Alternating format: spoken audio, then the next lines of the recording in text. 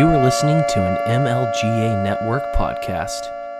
One day, I was happening on to a bus stop and saw that there was already an elderly gentleman sitting there with his walker. And mind you, the bench where you sit waiting for the bus and the sidewalk and the street is a very, very narrow place. It would just so happen that an elderly woman was coming by with her cane. And remember, we've got this tiny space. And since we had this tiny space, I'm just standing off to the side, just waiting for the bus. And suddenly, the elderly lady's cane gets stuck somewhere tangled up in the elderly gentleman's walker. And of course, I'm thinking, oh no, I've got to help them. But suddenly I stopped. Both of these people start yelling at each other. Two older people yelling at each other with extreme profanities has its own amusement. But then there was also a hint of terror because I realized that neither of these people were going to say, oh, I apologize, let me untangle myself, I'm sorry about that. Nope. Somebody's got to win this whole cane walker showdown on this narrow strip of land. And I'm thinking, oh no, the bus is coming. I can see it coming down the street. And all I can see is this older woman just going to tumble into the street as the bus is coming. And so I'm standing there trying to say, hold on. I'll help you guys out. There's no need to fight. But nope, I might as well have been smacked upside the head with the cane. She didn't hit me with the cane, thank goodness. Got real close. But finally, when they disentangle, they start fighting again and then somehow get tangled again. And I'm trying to stop them. The bus is coming. And I'm just thinking, oh Lord, I don't think there's ever going to be an end. And then there's the end of two old people as they get hit by a bus. Actually, I'm just kidding about getting hit by the bus. I finally got them to calm down. You really think I would tell you a story about two old people getting hit by a bus? I probably would. But trust me, this story parallels very well with the left and the right, those generic terms. And we'll get into that in this episode of Lesbertarian, Episode 3, An Origin Story.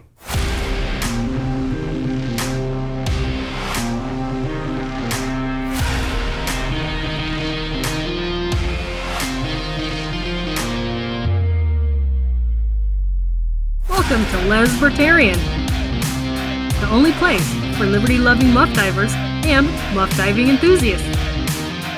Join us this week as we tear apart the political binary and take a look at issues through the lens of non-aggression and reason. I'm your host, Kim Shanny. Throw on your flannel, rent your U-Haul, and let's get this thing started. Thank you again for sticking with me. If you listened to the first two episodes and that didn't scare you off, I guess I should probably tell you a little bit more about myself so you know who this random woman is. Just like the story at the beginning, I've had all sorts of battles with myself. I actually first came from the right and then came from the left. And I know those are generic terms. We could get into that topic some other time. But for the purposes of this story and the purposes of where my mind was at the time, we're just going to go with left and right. When I was about 16 and a half, I became a Christian. That meant I had to hide who I was. I somehow had to become a Republican. I don't know what the logic was there, but we won't get into how, well, mainly we understand that the right usually correlates to religious people, which I can tell you, that is not necessarily the truth. You can find religious people on the left and the right. It just so happens to be associated with the right. This was about the time I was 18 and could finally vote. And I was all excited because, I was going to vote for the right thing. The right religious Christian thing. And I remember running to, I didn't really run to the ballot box, I might as well have. And I put in my vote for George Bush. Definitely regretted that one. That was around the time of 9/11. And while everybody was getting fear and warmongered around here, it just seemed to be the right thing to do. And I thought, of course, this war isn't going to last long. We have to do something. We have to defend our soil. We have to defend our turf. Years later, after we had been in this war for an eternity, a new face showed up. And by then I was in college, and you know what college is? It's just land of liberals, or at least that's what I've come to know it as. And by college time, a lot of people in the LGBT community, if they weren't already, are hardcore liberals, because that's what the education system tends to want us to be. It's just easier.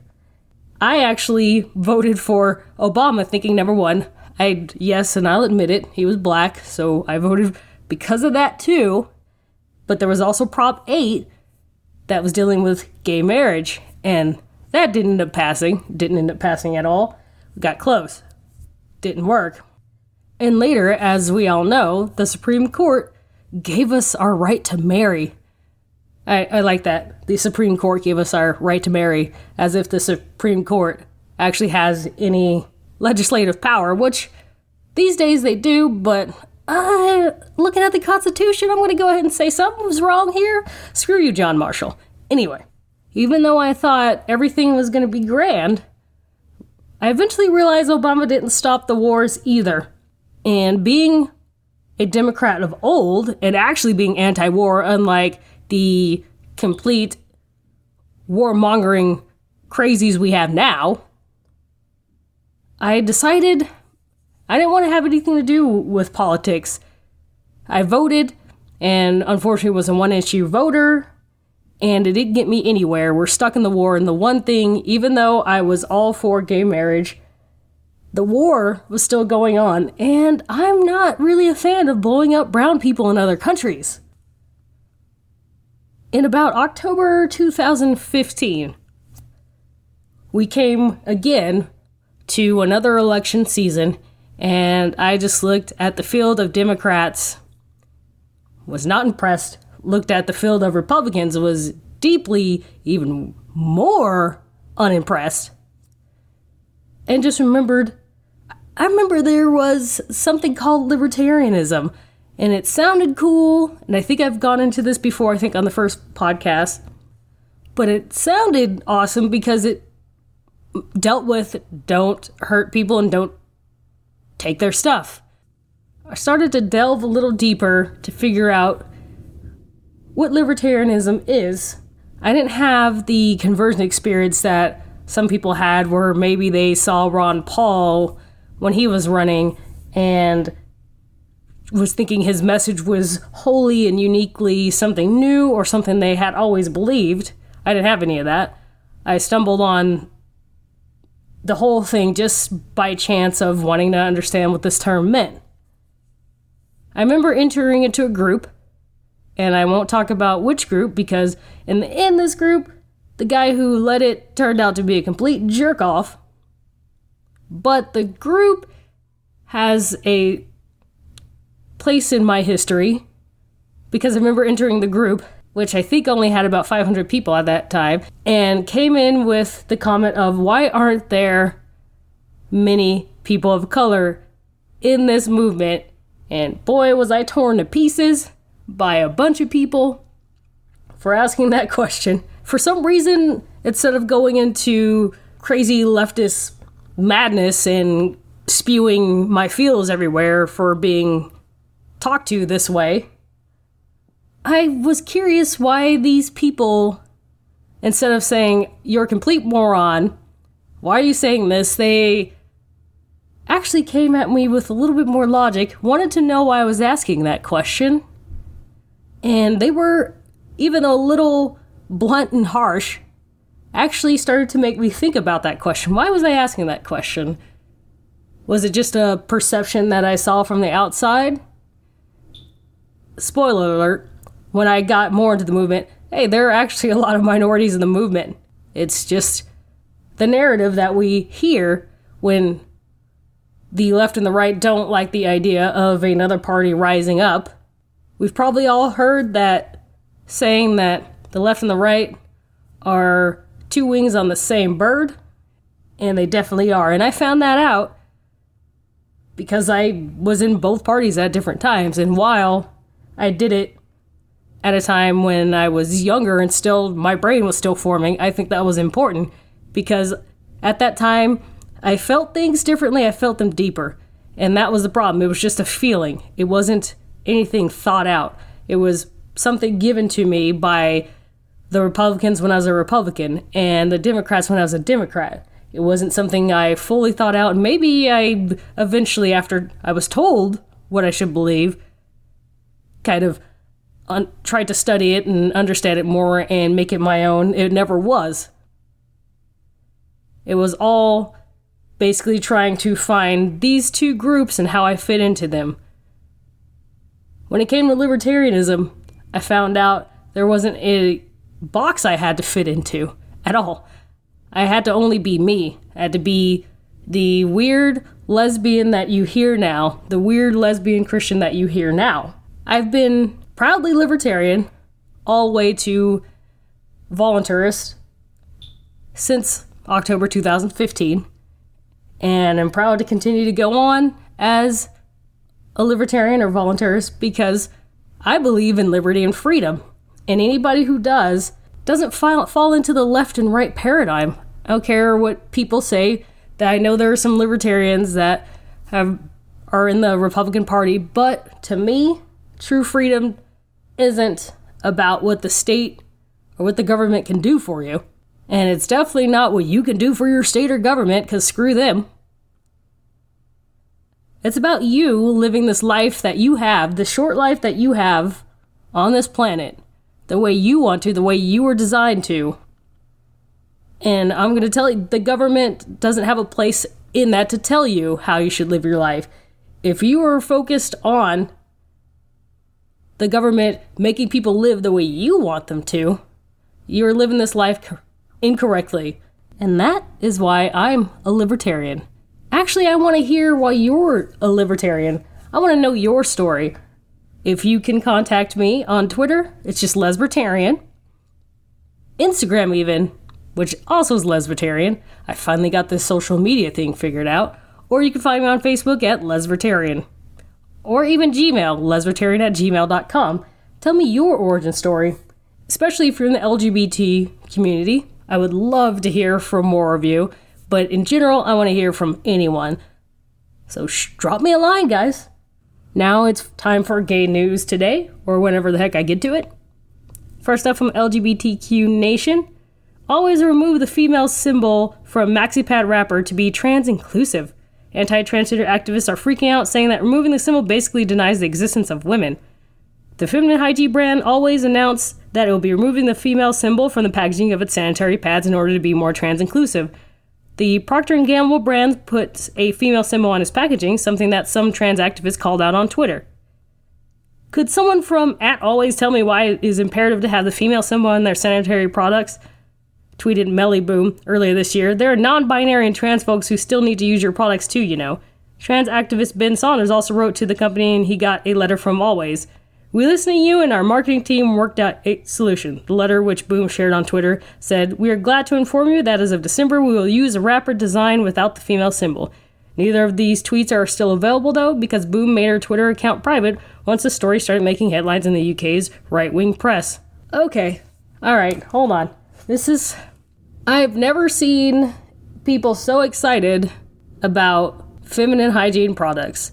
I can tell you as a female, I would rather not have that time of the month. And while I realize it makes us uniquely female to have a uterus that allows us to create children and to have the time of the month, removing the female symbol from the wrapper is not going to do anything. These things were made to stop the blood flow from the vagina.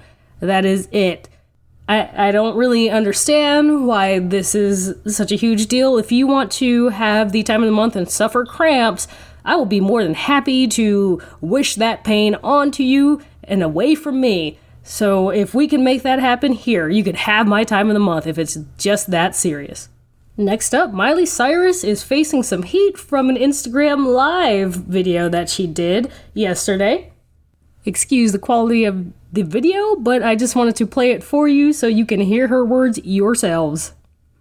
Well, I was being a little too, I was just being, I don't know, hardcore feminist vibes and just, I don't know, not allowing anyone in, but now I am. are good men out there, guys. Don't give up. You don't have to be gay. There are good people with dicks out there. You just gotta find them. You gotta find a dick that's not a dick, you know what I mean? You don't have to be gay.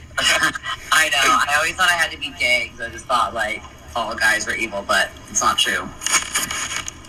There are good people out there that just happen to have dicks.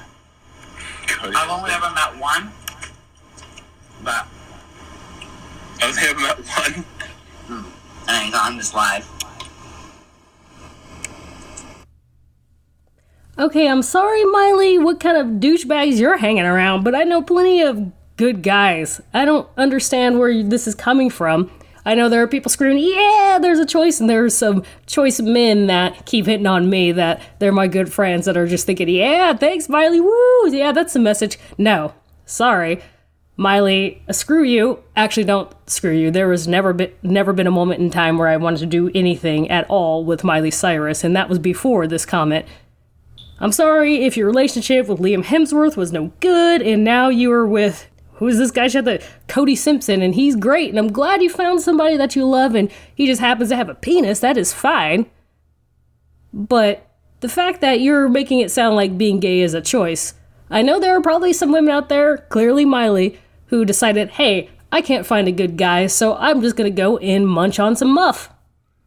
That's a little weird. I mean, there are people like me who just... We came out that way, and I can't seem to, no matter how many good penises, that sounds really disturbing, how many good men there are out there who happen to have penises, I am not into them, and actually, I usually find more men that I can tolerate than women, and they're the ones that I want to bed. Whatever, Miley, I don't know if you were drunk or any of that, I'm happy for you with Cody, but it's comments like this that we don't really need. And if you're a woman who is gay by choice, trust me, there are good men out there. You don't have to go and do something that you don't want to do or think you should do just because you keep running into jerks. Change up your friend circle and find some good men because they are out there, and I am not one of those man haters just because I'm a lesbian, and you shouldn't be either. There are good men out there. You should have the patience, and even like Miley Cyrus, you will find the man of your dreams if you are into men. And please leave the women to us women who actually like the women. Damn it. All right. That's the end of this episode. If you'd like to reach out, and once again, I want to hear your stories of how you became a libertarian. And if you're not a libertarian and you're thinking about it, I still want to hear about that. You can find me on Twitter at Lesbertarian, Facebook at Lesbertarian, Instagram at Lesbertarian. And guess what? Gmail, it's lesbertarian@gmail.com. Until next time, I'll catch you later.